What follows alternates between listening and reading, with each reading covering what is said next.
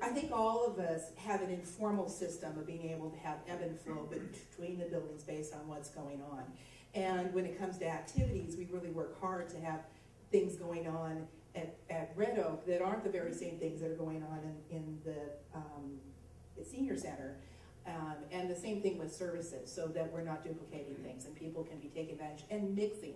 Because just because you move into a senior apartment building or into a boarding home as an independent person or even as assisted living, you don't want to be exiled from your community. You want to be going out there, maintaining those relationships that you have. And the goal of living in a community like ours would be to enhance those relationships by gaining friends that perhaps, and you know, because their contacts, as we get older, we start to lose them. They move away, they move with their family, they pass on. So we don't want people living in their apartments by themselves. We want them hooked up and into those activities. And I'll just put in a plug. For those of you who are doing recreational therapy, I think you know we have an activity calendar. What you probably don't, what you might not know is that our activity calendar is also on our website. So just go to, if you got questions, www.redoakresidency.com.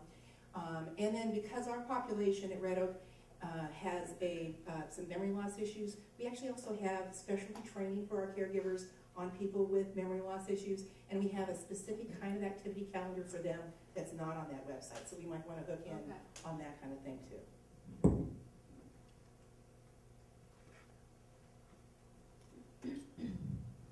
I have two questions. One is for Lorianne.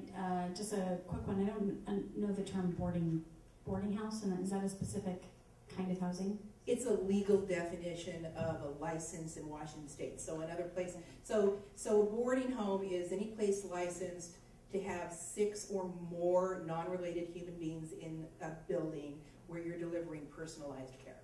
Okay. Less than 6 is an adult family home. Okay, great, thank you. And then the other question I had is, and I don't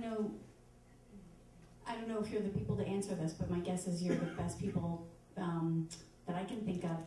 We don't have any, I'm the director of the senior center in the Lower Valley, the Snow Valley Senior Center, and we have no apartments, no senior living in the Lower Valley. And so for us it is an issue where seniors are leaving our community because there's no other option. So our board is really interested in this question, and I don't know if there's ever been discussion of that or kind of what housing, senior housing needs for demographics to find it profitable to be located, the idea of doing a HUD housing. So I'm wondering if you can talk about how your company's decided to start where you are and what it takes to start a new, I'm raising that as an issue, I guess. Please discuss. Okay, so I'm going to reword that one is, how did Red Oak pick 650 East North Bend Way to build, right? Sure. Okay, so what we basically did was a competitive market analysis. We looked at the demographics of people over the age of 80, because that was our target population, who then maybe identified having 2 or more needs in their lives. And so that's basically what we did. And then we looked for a concentration, and then we looked to see what other services was available that we would want to hook into, like a hospital, which at 1997 was open, and the nursing home, so that we could become the 3 legs of a stool in order to meet a need that was completely not being met. Historically, because I feel like the old lady up here, when we looked at Carnation, the numbers just weren't there to pencil out. And when people are looking at what they call assisted living, it's a marketing term in this state, they're really looking for big buildings. So when you're looking at who we consider, well, we don't actually, other boarding homes that do assisted living, you're usually looking at really large buildings. You're looking at places with 100 people, 150, 200. We have 50, and we wanted to stay small, but we knew we needed to make those numbers in order to make it work. And I don't think Carnation has 50, so you'd be looking at a different kind of model to meet your need. That's probably what you're going to decide. I wasn't, but I do know the history. It was our board of directors at Mount Sinai Senior Center who looked at the demographics, who talked to the seniors, who, every week watched seniors drop out of the center because they had to go to Issaquah or to Bellevue for housing. And the board came up with, well, if we're here to serve seniors, why don't we build our own building and do it? I don't know what all the process was, if they chose to do HUD because that was the fastest, the easiest, I don't know. I don't know what other alternatives they sought out prior to that. I certainly can find out and fill you in later. And I know exactly who to ask at this point now that the question's been raised. But I do know that when you have 39 units and 23 people on a waiting list, do the math.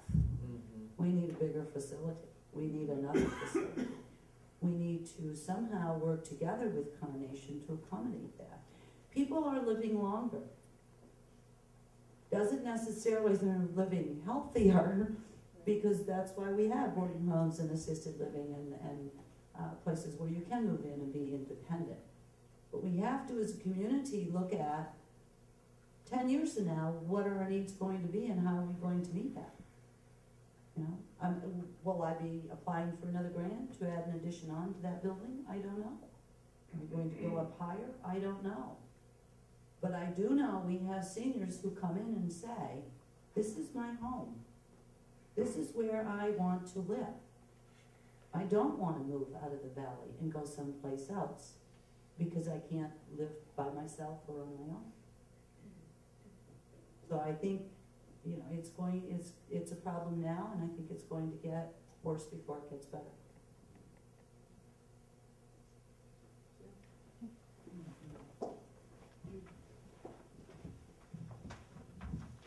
Hi, my name's Beth, and I'm the administrator at Mount Si Transitional Health Center. I've been here for almost 3 years. We do sort of, between all of us, have an informal relationship, some of it more formal. My building provides the therapy at Lori Ann's building. My residents come over to the senior center. I've had residents that have moved from your apartments to my facility, vice versa. Hospital, we share patients. About 2 years ago, when I met with the hospital CEO, Roger McCollum, we had a talk about one of the things we felt was lacking was a real collaboration to the point where we have a continuum of care for our seniors. We didn't want to miss those people that were falling through the cracks. And so that's one of the reasons too, Sue and I had talked about doing the Valley Senior Connections to try to make that more formal and make a really strong continuum of care. So that if the patient goes to the hospital and comes back to us, we know what's going on. We have access to those medical records, and if they come to us for a while and then go back to Lori Ann, they have a continuum of care with the same therapist. So we're working on trying to really formalize that. So we want to continue to bring in more different types of care into the fold. Senior center, the apartments, adult family homes, so that we all know when we get a phone call, like I may get a phone call and I'll say, you know, really that patient's not appropriate for my level of care. Let me give you Lori Ann's phone number. Or maybe you'd rather look into an adult family home, and I can give those numbers.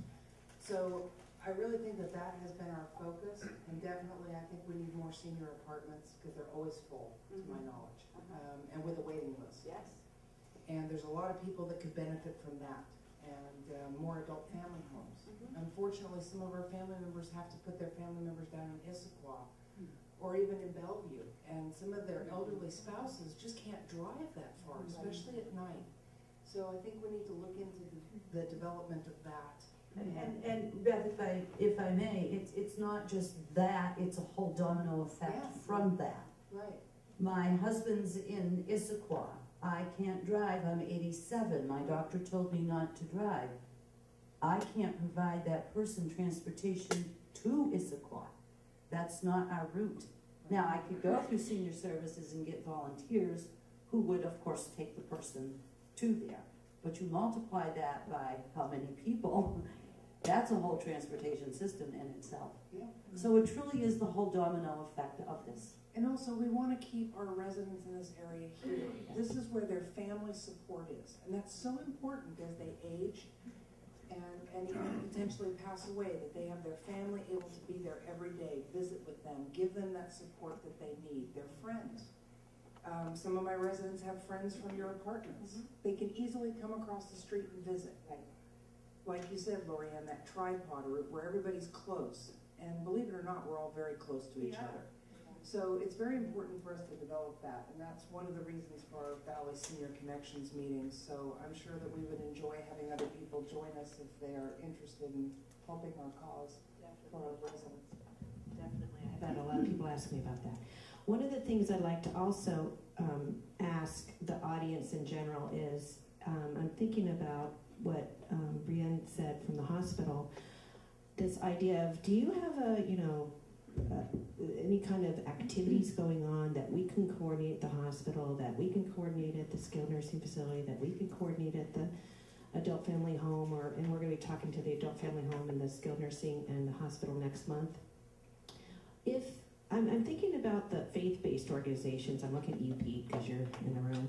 I'm thinking about the faith-based organizations, volunteer organizations that are in the room that could be thinking about, okay, so what is it about the giving, loving, caring individuals in our community who go, I have something to give, I have something to volunteer my time for, but where do I go to connect what skill set I have or what desire I have to meet those needs?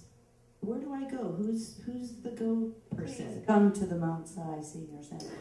Well, what I'm thinking is with the faith-based organizations is, and I want anybody else to chime in if you have any other thoughts, I know there's other kinds of groups inside faith-based organizations. For example, Cascade Covenant Church has an organization, has a ministry called Doorways, and that ministry is to get to mobilize individual people who have a desire to volunteer and put a list together of opportunities in our community where they can go and do something. And I almost every local organization in this room is on that list.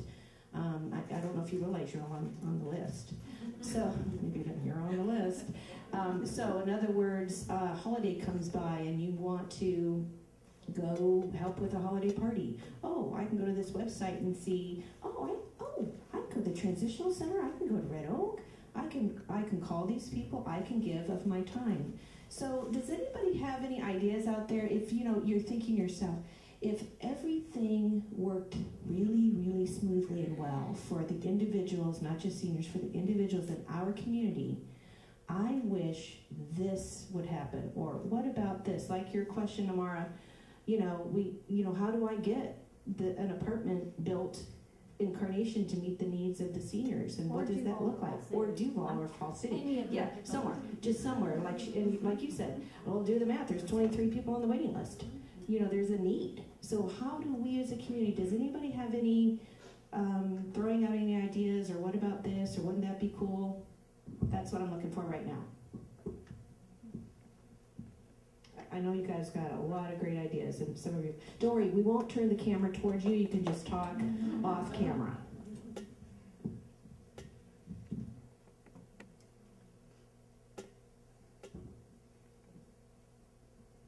What about if there was a hotline and I could call this hotline and know exactly that if I needed transportation somewhere, I could get it if I was an independent person?